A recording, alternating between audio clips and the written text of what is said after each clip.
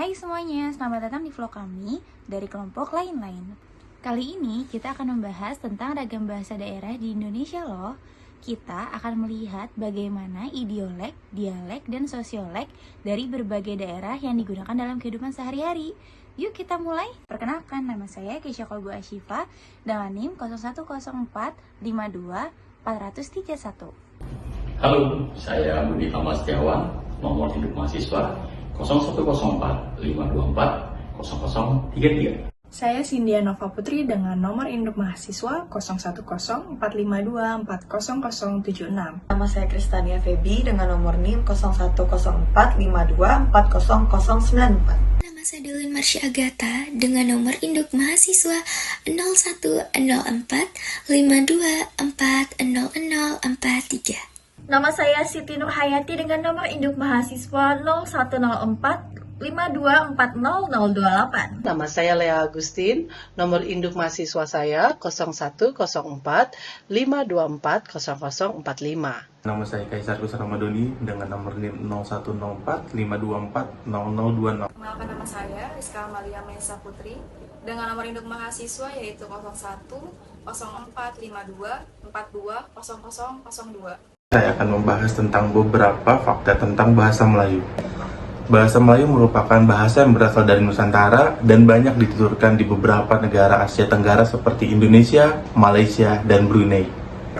Keunikan bahasa Melayu adalah bahasa Melayu tidak memiliki tingkatan kata seperti bahasa Sunda, Jawa, Palembang, ataupun yang lainnya. Adapun contoh beberapa unik bahasa Melayu adalah kelakar sangatlah, yang artinya kamu lucu sekali. Lanjut, kita ke daerah yang terkenal dengan makanan pempeknya yang khas dan sungai Musi serta jembatan Amperanya yang terkenal, yaitu Palembang. Bahasa Palembang dipengaruhi unsur-unsur bahasa Melayu, Cina, dan bahasa Jawa. Contohnya, dapat artinya mengada-ada kau, atau ya kita makan ya, artinya nanti kita makan ya. Bahasa Palembang terkenal dengan intonasi yang khas dan cara bicaranya yang cepat. Kali ini saya akan menjelaskan bahasa Jawa. Bahasa Jawa sudah ada sejak ribuan tahun yang lalu dan berkembang bersamaan dengan sejarah kerajaan Hindu, Buddha, dan Islam di Jawa. Pada masa kerajaan seperti Majapahit dan Mataram, bahasa Jawa sering digunakan sebagai bahasa kerajaan, seni, dan sastra. Seiring waktu, bahasa ini terus berkembang dan menghasilkan berbagai dialek, seperti Jawa Ngoko, bahasa sehari-hari, Jawa Kromo, bahasa halus, dan Jawa Kromo Inggil, bahasa yang sangat sopan. Contoh bahasa Jawa Ngoko seperti aku lungo dhisik yo, aku pergi dulu ya. Contoh lain, kowe arep mangan opo? Kamu ingin makan apa? Bahasa ini sering digunakan pada kegiatan sehari-hari dan situasi informal. Bahasa Jawa Kromo, bahasa yang lebih sopan.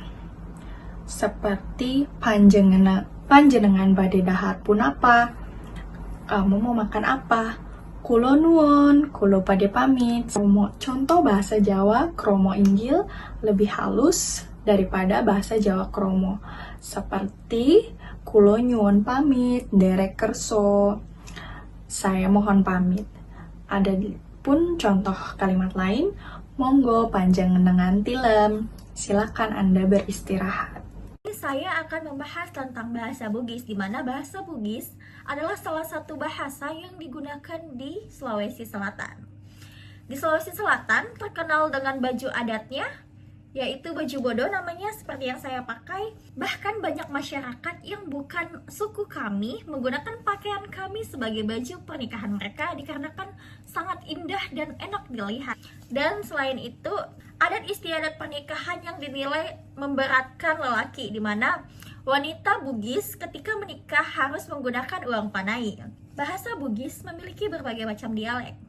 Contohnya dialek Pinrang, dialek Makassar, dialek Bone, dan masih banyak lainnya. Salah satu yang saya gunakan merupakan bahasa Bugis Pinrang. Contohnya, melo kak manreh, saya mau makan. Atau Upojiki, saya suka sama kamu. Atau ada lagi, Meloki Laukega, kamu mau kemana? Umumnya, masyarakat Bugis dikenal sebagai orang-orang yang suka merantau ke berbagai wilayah Nusantara atau bahkan ke luar negeri, di mana mayoritas profesi atau pekerjaan dari suku Bugis adalah pelaut, petani, ataupun perikanan. Kita akan menuju ke Tanah Sunda. Kumaha damang. Kalimat ini dipakai suku Sunda untuk menanyakan kabar seseorang. Bahasa Sunda dituturkan oleh penduduk bersuku Sunda di wilayah bagian barat Pulau Jawa. Bentuk awal ada bahasa Sunda kuno, Sunda klasik, dan Sunda modern awal. Terdiri dari 4 dialek, yaitu Sunda Banten, contohnya di Serang, Sunda Pantura, contohnya di Karawang, dan Sunda Cirebon, contohnya di Majalengka, dan yang terakhir adalah Sunda Priangan, contohnya di Bandung. Bahasa Sunda mempunyai 3 tingkat tuturnya, digunakan berdasarkan keakraban antar lawan bicara yang dikenal dengan nama undak usuk. Tata bahasanya dibedakan menjadi 3, yaitu halus, sedang atau loma, dan kasar. Contoh bahasa Sunda lemes, biasanya ini dipakai untuk bertutur kata kepada orang yang lebih tua atau yang dihormati. Misalnya, ibu-ibu wilujeng tuang. Contoh bahasa Sunda sedang atau loma yang biasanya ditujukan kepada teman-teman kita atau yang sebaya. Contohnya misalnya, babaturan atau sneda. Dan yang terakhir adalah contoh bahasa Sunda yang kasar. Karena maneh saha. Artinya, nama kamu siapa? Berikut saya akan menjelaskan beberapa tentang fakta bahasa Padang.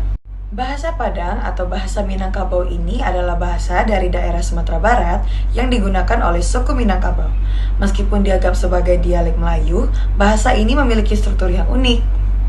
Bahasa Padang terkenal dengan ungkapan yang singkat namun padat makna seperti iyo untuk iya dan indah untuk tidak. Intonasi khasnya cenderung naik di akhir kalimat, memberi kesan tegas atau seperti pertanyaan.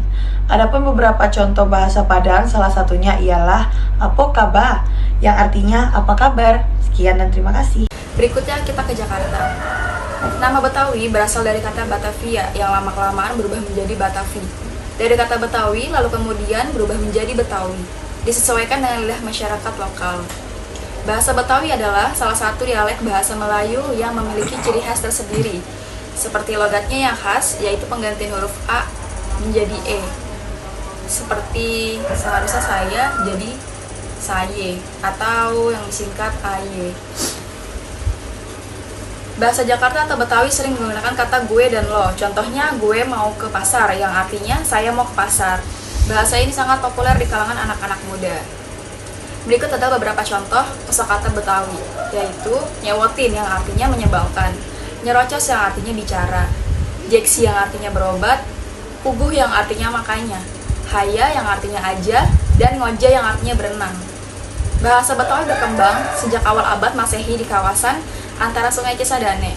Bahasa ini awalnya digunakan oleh kalangan masyarakat menengah ke bawah seperti budak atau pedagang. Hamparan sabana yang luas, bukit kapur yang berjejer, dan bunyi rikikan kuda. Selamat datang, La Tanah Humba. Mengenal tentang Sumba, terkhususnya Sumba Timur sebagai tanah adat Marapu, Sumba adalah daerah yang dikenal dengan padang sabana, karya tenun ikat, dan bahasa yang unik, serta hal-hal yang menyatu dengan eksotis dan sederhana. Sebagai tanah Marapu, Sumba juga menganut kepercayaan yang turun-temurun masih ada sampai sekarang. Salah satu contohnya adalah kepercayaan Marapu, di mana kepercayaan Marapu ini merupakan kepercayaan tertua yang ada di Pulau Sumba. Daerah yang dikenal sebagai surga sabana bagian timur dan tanah adat Marapu memiliki banyak ciri khas, salah satunya adalah bahasa Sumba. Sejauh ini belum ada penelitian bahasa yang dapat menentukan ada berapa banyak bahasa di Pulau Sumba, khususnya di Sumba Timur. Namun yang pasti, bahasa Sumba dipengaruhi oleh pedagang dari India yang datang ke Pulau Sumba. Tidak hanya itu, bahasa Sumba sedikit dipengaruhi oleh bahasa Cina dari pedagang Cina. Tidak terlalu spesifik karena kurangnya penelitian mengenai bahasa dari tanah adat Marapu ini. Namun saya hanya bisa menyebutkan beberapa kata dalam bahasa Sumba. Contohnya, saya nyungga, kamu nyumu, kita nyuta. Melihat dari sedikitnya sejarah mengenai Sumba yang tersampaikan kepada generasi saat ini, maka dari itu untuk bahasa Sumba sendiri yang dikenal sebagai bahasa yang unik sama seperti daerah lainnya, maka saya juga minim informasi untuk bahasa Sumba, terkhususnya di daerah saya, Sumba Timur. Demikianlah vlog kita hari ini tentang ragam bahasa daerah di Indonesia. Penting bagi kita untuk memahami dan melestarikan bahasa daerah kita loh. Terima kasih sudah menonton. Jangan lupa like, komen, dan subscribe untuk video menarik lainnya. Sampai jumpa.